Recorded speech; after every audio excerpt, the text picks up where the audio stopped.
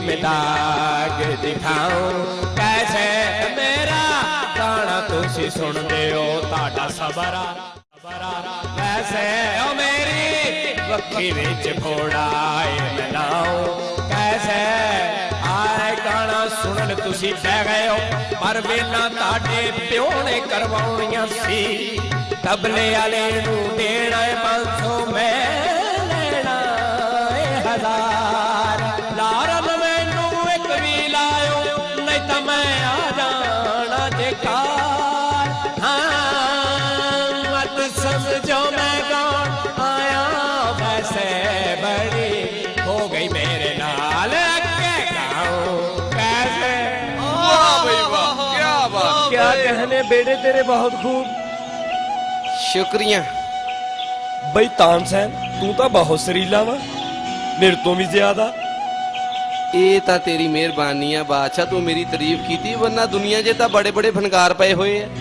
ਹੁਣ ਤੂੰ ਹੋ ਗਿਆ ਸ਼ੋਖਾ ਕਹਿ ਜੋ ਦਿੱਤਾ ਵੀ ਤੂੰ ਸਰੀਲਾ ਵਾ ਬਾਦਸ਼ਾਹ ਮੁੜ ਜਾ ਕਿਤੇ ਪੱਕਾ ਹੀ ਨਾ ਹੋ ਜਾਏ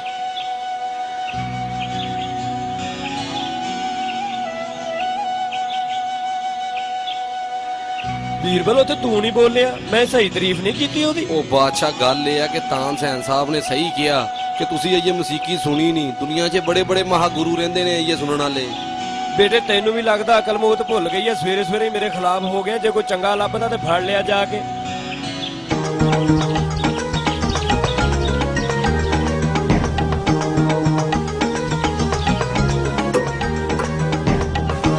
ਅੱਛੂ ਬੇਟੇ ਮੈਂ ਸਾਰੀ ਰਾਤ ਸੋਚਦਾ ਰਿਹਾ ਵੀ ਮੈਂ ਤੈਨੂੰ ਕਿਹੜਾ ਕੰਮ ਦਵਾਂ ਜਿਹੜਾ ਤੇਰੇ ਕੋਲ ਹੋਵੇ ਹੀ ਨਾ ਮਜ਼ਾ ਤਾਂ ਆਦਾ ਤੂੰ ਖੂਹ ਦੇ ਵਿੱਚ ਉਤਰਿਓ ਬਗੈਰ ਤੇ ਕਿਸੇ ਸ਼ੈ ਦਾ ਸਹਾਰਾ ਲਿਓ ਬਗੈਰ ਮੁੰਦਰੀ ਕੱਢੇ ਉਹ ਬਾਦਸ਼ਾਹ ਇਹ ਤਾਂ ਮੈਂ ਕੱਢ ਹੀ ਲਵਾਂਗਾ ਬਾਕੀ ਗੱਲ ਇਹ ਆ ਕਿ ਤਾਨਸੈਨ ਦੇ ਉਸਤਾਦ ਸਾਹਿਬ ਬੜੇ ਮਹਾਨ ਨੇ ਤਾਨਸੈਨ ਉਸਤਾਦ ਦਾ ਦੱਸਿਆ ਹੀ ਨਹੀਂ ਹਾਂਜੀ ਸਰਕਾਰ ਮੇਰੇ ਉਸਤਾਦ ਬੜੇ ਮਹਾਨ ਗੁਲੂਕਾਰ ਨੇ ਤੇ ਉਹ ਅਮਰੀਕਾ ਗਏ ਹੋਏ ਨੇ ਫੰਕਸ਼ਨ ਕਰਨ ਲਈ ਅਗਲੇ ਮਹੀਨੇ ਲੌਟਣਗੇ ਬਾਦਸ਼ਾਹ ਹੁਣ ਬੇਸਬਰਾ ਨਾ ਹੋਈ ਮੇਰੇ ਕੋਲ ਮਹੀਨੇ ਦਾ ਟਾਈਮ ਆ ਮੈਂ ਤੇਰੀ ਮੁੰਦਰੀ ਵੀ ਕੱਢ ਲੈਣਾ ਵਾ ਤੇ ਨਾਲੇ ਇਹਦਾ ਉਸਤਾਦ ਵੀ ਆ ਜਾਏਗਾ ਠੀਕ ਹੈ ਅੱਛੂ ਯਾਦ ਰੱਖੀ ਤੇਰੇ ਕੋਲ ਦੋਵਾਂ ਕੰਮਾਂ ਵਾਸਤੇ 1 ਮਹੀਨਾ ਹੀ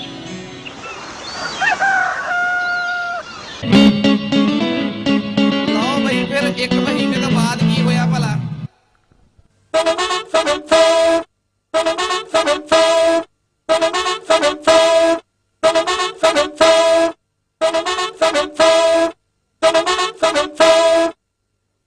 ਅੱਛੂ ਜਾਨੀ ਕੀ ਹੋ ਗਿਆ ਪੁੱਤ ਭੁੱਲ ਗਿਆ ਤੂੰ ਆਪਣੀ ਗੱਲ ਤਾਨਸੈਨ ਦਾ ਉਸਤਾਦ ਸਾਹਿਬ ਨਹੀਂ ਆਇਆ ਉਹ ਮੇਰੇ ਆ ਬਾਦਸ਼ਾਹ ਮੈਨੂੰ ਕੁਛ ਨਹੀਂ ਉਹ ਭੁੱਲਿਆ ਉਸਤਾਦ ਸਾਹਿਬ ਅਮਰੀਕਾ ਤੋਂ ਵਾਪਸ ਆ ਚੁੱਕੇ ਨੇ ਤੇ ਫਿਰ ਤੇਰੇ ਨਾਲ ਉਹ ਇਸ ਦਰਬਾਰ 'ਚ ਕਿਉਂ ਨਹੀਂ ਆਏ ਸਰਕਾਰ ਉਹਨਾਂ ਦੀ ਤਬੀਅਤ ਠੀਕ ਨਹੀਂ ਸੀ ਰਾਹ ਦੇ ਵਿੱਚ ਉਹਨਾਂ ਨੇ ਕਿਸੇ ਸਵਾਰੀ ਕੋ ਜੂਸ ਪੀਤਾ ਤੇ ਫਿਰ ਉਹ ਬੇਹੋਸ਼ ਹੋ ਗਏ ਜਿਹਦੀ ਵਜ੍ਹਾ ਨਾਲ ਕਿਸੇ ਨੇ ਉਹਨਾਂ ਦਾ 500 ਕੱਢ ਲਿਆ ਹੈ ਇਹ ਸਵਾਰੀਆਂ ਬੜੀਆਂ ਨਾਮਰਾਦ ਹੁੰਦੀਆਂ ਇੱਕ ਵਾਰੀ ਮੈਂ ਚਕਵਾਲ ਤੋਂ ਫੰਕਸ਼ਨ ਕਰਕੇ ਆ ਰਿਹਾ ਸੀ ਮੇਰਾ ਤਾਂ ਪੂਰਾ 2000 ਹੀ ਕੱਢ ਲਿਆ ਉਹਨਾਂ ਨੇ ਕੋਈ ਨਹੀਂ ਸਵੇਰੇ ਅਸੀਂ ਤੇਰੇ ਉਸਤਾਦ ਨੂੰ ਮਿਲਣ ਆਪ ਹੀ ਉਹਦੇ ਘਰ ਚੱਲ ਜਾਾਂਗੇ ਬਾਦਸ਼ਾਹ ਦਾ ਗੁੱਡਾ ਬੁਲੰਦ ਹੋ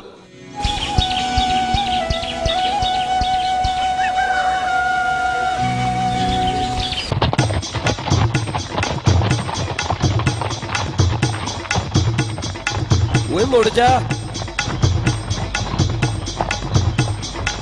ਉਹ ਮਰ ਵੀ ਗਿਆ ਤੂੰ ਸ਼ੋਖਾ ਸਰਕਾਰ ਅੱਗੇ ਘੋੜੇ ਵੀ ਨਹੀਂ ਜਾ ਸਕਦੇ ਪੈਦਲ ਹੀ ਤਕਲੀਫ ਕਰਨਾ ਪਊ ਤੁਹਾਨੂੰ ਆਜੋ ਮੇਰੇ ਨਾਲ ਬੇਟੇ ਤਾਨਸੈਨ ਤੇਰੇ ਉਸਤਾਦ ਏਡੇ ਮਹਾਨ ਨੇ ਤੇ ਫਿਰ ਇਸ ਸੁਨਸਾਨ ਜਗ੍ਹਾ ਤੇ ਕਿਉਂ ਰਹਿੰਦੇ ਨੇ ਸਰਕਾਰ ਮੁਹੱਲੇ 'ਚ ਲੋਕ ਉਹਨਾਂ ਦੇ ਰਿਆਜ਼ ਤੋਂ ਤੰਗ ਨੇ ਇਸ ਲਈ ਇੱਥੇ ਜ਼ਰਾ ਖੁੱਲ ਕੇ ਮੁਨੱਵਰ ਹੋ ਜਾਂਦਾ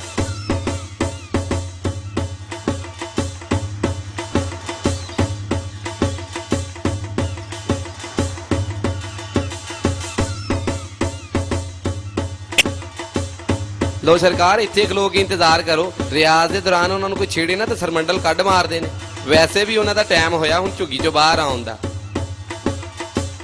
ਓਏ ਉਹਨੂੰ ਜਾ ਕੇ ਦੱਸੋ ਬਾਦਸ਼ਾਹ ਆਇਆ ਵਾ ਉਹ ਸਵਾਰੀ ਨਹੀਂ ਆਈ ਜਿਹਨੇ ਜੂਸ ਪਿਆਇਆ ਸੀ ਸਰਕਾਰ ਤੁਸੀਂ ਜੋ ਮਰਜ਼ੀ ਕਹਿ ਲਓ ਉਹਨਾਂ ਨੇ ਆਪਣੀ ਮਰਜ਼ੀ ਨਾਲ ਹੀ ਬਾਹਰ ਆਉਣਾ ਤੇ ਬਿਹਤਰ ਸਾਡੇ ਵਾਸਤੇ ਇਹੀ ਹੈ ਕਿ ਇੱਥੇ ਖਲੋ ਕੇ ਉਹਨਾਂ ਦਾ ਇੰਤਜ਼ਾਰ ਕਰੀਏ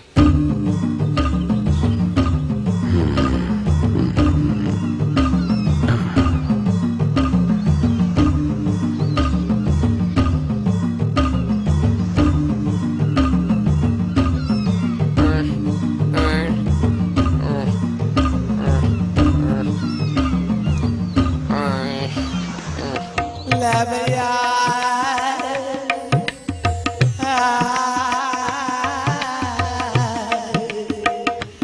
ਲੈ ਬੇਟੀ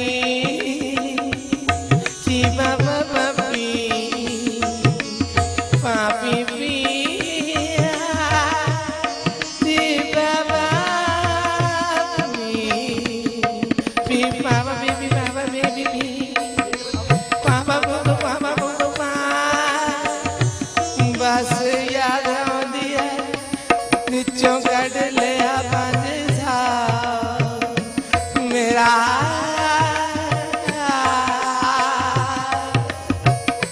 ਰਹਿਣਾ ਉਹਦਾ ਵੀ ਨਹੀਂ ਜਿੰਨੇ ਕੱਢ ਲਿਆ 5 ਸਾਲ ਲੈ ਬਈਆ ਤੈਨੂੰ ਮੌਲਾ ਨੇ ਲੈਣਾ। ਸਲਾਮ ਹੋਵੇ ਗੁਰੂ ਜੀ। ਬੜੀ ਗੱਲ ਆ ਵੀ ਬਾਦਸ਼ਾਹ ਵੀ ਆਇਆ। ਬੜੀ ਗੱਲ ਆ। ਬਹਿ ਜਾ ਬਾਦਸ਼ਾਹ। ਮੈਂ ਸੁਣਿਆ ਸੀ ਤੁਸੀਂ ਬਹੁਤ ਚੰਗਾ ਗਾਉਂਦੇ ਜੇ, ਪਰ ਮੈਂ ਮੰਨਦਾ ਨਹੀਂ ਸੀਗਾ। ਪਰ ਮੈਂ ਹੁਣ ਇਸ ਗੱਲ ਨੂੰ ਮੰਨ ਗਿਆ ਕਿ ਤੁਸੀਂ ਸਭ ਤੋਂ ਵੱਡੇ ਤੇ ਮਹਾਨ ਫਨਕਾਰ ਹੋ। ਤੂੰ ਮੈਨੂੰ ਮਹਾਨ ਕਹੀ ਜਾਣਾ ਤਾਂ ਤੇਰੀ ਮਿਹਰਬਾਨੀ ਆ। ਮੈਂ ਤਾਂ ਪੂਰਾ ਮਹੀਨਾ ਅਮਰੀਕਾ ਵੀ ਗਾ ਕੇ ਆਇਆ ਤੇ ਦੱਸੋ 150 ਰੁਪਈਆ ਮਿਲਿਆ ਮੈਨੂੰ। ਲੈ ਆ ਬੇਟੇ ਨੂਰੇ, ਲੈ ਆ। ਲੈ ਮੈਨੂੰ ਪਤਾ ਲੱਗਾ ਤੁਹਾਡਾ ਕਿਸੇ ਨੇ 500 ਕੱਢ ਲਿਆ ਜੂਸ ਪਿਆ ਕੇ। ਆ ਮੈਂ 150 ਰੁਪਈਆ ਲੈ ਕੇ ਆਇਆ, ਬਾਕੀ ਫੇਰ ਹੋ ਜੂ। ਮੇਰਾ 500 ਨਿਕਲ ਗਿਆ ਤੇ ਤੂੰ 150 ਲੈ ਕੇ ਮੇਰੇ ਕੋਲ ਆ ਗਿਆ। ਲੈ ਜਾ ਇਹਨੂੰ ਵਾਪਸ, ਮੈਨੂੰ ਨਹੀਂ ਚਾਹੀਦੇ। ਬਾਦਸ਼ਾਹ ਹੋ ਕੇ 150 ਰੁਪਈਆ ਲੈ ਕੇ ਆ ਗਿਆ। ਉਸਤਾਦ ਜੀ ਤੁਸੀਂ ਤਾਂ ਗੁੱਸਾ ਹੀ ਕਰ ਗਏ ਹੋ। ਮੈਂ ਅਸਲ 'ਚ ਕਿਲੇ ਦਾ ਬਿੱਲ ਤਾਰਤਾ 3 ਮਹੀਨੇ ਦਾ ਇਕੱਠਾ ਹੋਇਆ ਸੀ, ਮੇਰੇ ਕੋਲ ਬਚੇ ਹੀ ਇੰਨੇ ਕਿਨੇ। ਨਹੀਂ ਤੇ ਮੇਰੇ ਨਾਲ ਦਰਬਾਰ 'ਚ ਚੱਲੋ, ਉੱਥੇ ਜਾ ਕੇ ਜਿੰਨੇ ਮਰਜ਼ੀ ਇਕੱਠੇ ਕਰ ਲੈਣਾ। ਉਹ ਤੇ ਤੂੰ ਮੈਨੂੰ ਰਹਿਣ ਦੇ ਇੱਥੇ, ਮੇਰਾ ਤਾਂ ਟਿਕਾਣਾ ਹੀ ਇਹ ਹੀ ਆ। ਮੇਰੇ ਕੋਲ ਆ ਕੇ ਮੈਨੂੰ 150 ਰੁਪਈਆ ਦੇਣੇ ਆ, ਉੱਥੇ ਜਾ ਕੇ ਖਬਰੇ ਬਾਕੀ ਵੀ ਨਾ ਖੋਲ ਐਵੇਂ। ਤੇਰਾ ਪਤਾ ਵੀ ਕੋਈ ਨਹੀਂ ਪੁੱਤ, ਮੈਂ ਤੇਰੇ ਬਾਰੇ 'ਚ ਅੱਗੇ ਬਹੁਤ ਕਨਫਿਊਜ਼ ਗੱਲਾਂ ਸੁਣ ਚੁੱਕੀ ਆ। ਤੁਸੀਂ ਕੋਈ ਲੋਕਲ ਅਖਬਾਰ ਪੜ੍ਹ ਲਈ ਆ ਤੇ ਮੇਰਾ ਹੁਣ ਇੱਥੋਂ ਜਾਣਾ ਹੀ ਬੰਦਾ। ਅੱਲਾ ਚੰਗੀ ਕਰੇ। ਉਸਤਾਦ ਜਾਨ ਦੇ ਮੈਂ ਬਿਲਕੁਲ ਸਹੀ ਕਿਹਾ। ਤੇਰਾ ਉਸਤਾਦ ਗਾਉਂਦਾ ਤੇ ਚੰਗਾ, ਪਰ ਮੈਨੂੰ ਇਹ ਦੱਸ ਇਸ ਵਰਾਨੇ 'ਚ ਇਹਨੂੰ ਅਖਬਾਰ ਕੌਣ ਪਹੁੰਚਾਉਂਦਾ? ਸਰਕਾਰ ਉਹ ਬਾਦਸ਼ਾਹ ਮੇਰੇ ਕੋ ਪੁੱਛ ਅਖਬਾਰ ਇੱਥੇ ਕਿੱਦਾਂ ਪਹੁੰਚਦੀ ਆ। ਗੱਲ ਇਹ ਆ ਕਿ ਇਹਦੇ 2-4 ਸਟੂਡੈਂਟ ਸ਼ਹਿਰੋਂ ਆਉਂਦੇ ਇਹਦੇ ਕੋਲੋਂ ਤਾਲੀਮ ਲੈਣ, ਤੇ ਕਦੀ ਉਸਤਾਦ ਵਾਸਤੇ ਪੁਰਾਣੀ ਅਖਬਾਰ 'ਚ ਪਕੌੜੇ ਲਪੇਟ ਕੇ ਲੈ ਆਉਂਦੇ ਨੇ। ਬਸ ਉਹਨਾਂ ਨੇ ਇਦਾਂ ਕੀਤਾ ਹੋਣਾ ਕਿ ਇੱਕ ਹਿੱਸੇ 'ਚ ਕੋਈ ਖਬਰ ਪੜ੍ਹ ਲਈ ਹੋਣੀ, ਦੂਜੇ 'ਚ ਕੋਈ, ਤੇ ਮਿਲਾ ਕੇ ਤੁਹਾਡੀ ਬਣਾਤੀ ਹੋਣੀ ਆ, ਉਹ ਸੁਣਾਤੀ। ਲੱਗਦਾ ਪਕੌੜਿਆਂ ਵਾਲੇ ਤੇ ਵੀ ਪਾਬੰਦੀ ਲਾਉਣੀ ਪੈਣੀ ਹੈ। ਯਾਦ ਆਇਆ, ਅੱਛੂ ਬੇਟੇ ਮੇਰੀ ਅੰਗੂਠੀ ਕਿੱਥੇ ਆ? ਭੁੱਲ ਤੇ ਨਹੀਂ ਗਿਆ ਕਿਤੇ? ਉਹ ਬਾਦਸ਼ਾਹ ਜਾਂਦੀ ਵਾਰੀ ਖੂਹ ਦੇ ਕੋਲੋਂ ਲੰਘਣਾ ਹੀ ਨਾ, ਤੇ ਤੇਰੀ ਅੰਗੂਠੀ ਤੈਨੂੰ ਮਿਲ ਜੂਗੀ ਯਾਰ। ਚੱਲ ਫੇ ਵੇਖ ਲੈਨੇ ਆ।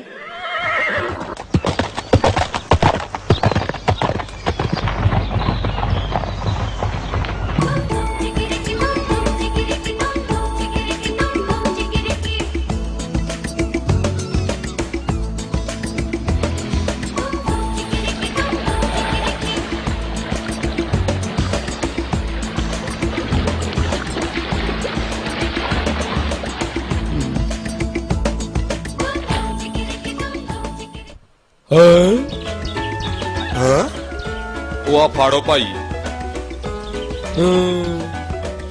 ਠੀਕ ਆ ਵੀ ਬੜੀ ਗੱਲ ਆ। ਅੱਛੂ ਇਹ ਦੱਸ ਵੀ ਤੂੰ ਕੱਢੀ ਕਿੱਦਾਂ ਵਾ? ਕੱਢੀ ਮੈਂ ਇੰਜ ਕਿ ਉਸ ਦਿਨ ਤੁਹਾਡੇ ਜਾਣ ਤੋਂ ਬਾਅਦ ਮੈਂ ਗੋਇਆ ਫੜਿਆ ਤੇ ਜਾ ਕੇ ਉਸ ਅੰਗੂਠੀ ਦੇ ਉੱਤੇ ਸਿੱਟ ਦਿੱਤਾ।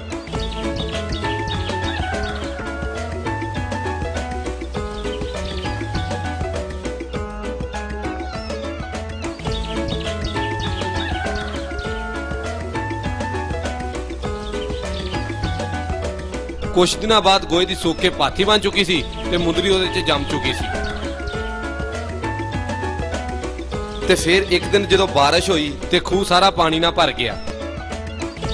ਖੂਹ 'ਚ ਪਾਣੀ ਭਰਨ ਦੀ ਵਜ੍ਹਾ ਨਾਲ ਉਹ ਪਾਥੀ ਤੈਰ ਕੇ ਉੱਤੇ ਆ ਗਈ। ਬਾਦਸ਼ਾਹ ਤੂੰ ਮੈਨੂੰ ਬੜੀਆਂ ਭੇਲੀਆਂ ਪਾਈਆਂ ਨਾ, ਅੱਜ ਤੂੰ ਵੀ ਮੇਰੀ ਇੱਕ ਭੇਲੀ ਬੁੱਝ ਕੇ ਦੱਸ ਕਿ ਇਹ ਗੋਇਆ ਮੱਝ ਦਾ ਸੀ ਕਿ ਕਿਸੇ ਗਾਂ ਦਾ ਸੀ। ਜੇ ਤੂੰ ਬੁੱਝ ਲਵੇਂ ਤੇ ਮੈਂ ਵੀ ਤੈਨੂੰ ਇੱਕ ਇਨਾਮ ਦਵਾਂਗਾ। ਅੱਛੂ ਬੇਟੇ ਮੈਨੂੰ ਦਾਤ ਦੇ, ਉਹ ਮੱਝਾਂ ਵੀ ਮੇਰੀਆਂ ਸੀ, ਸਮਝਿਆ?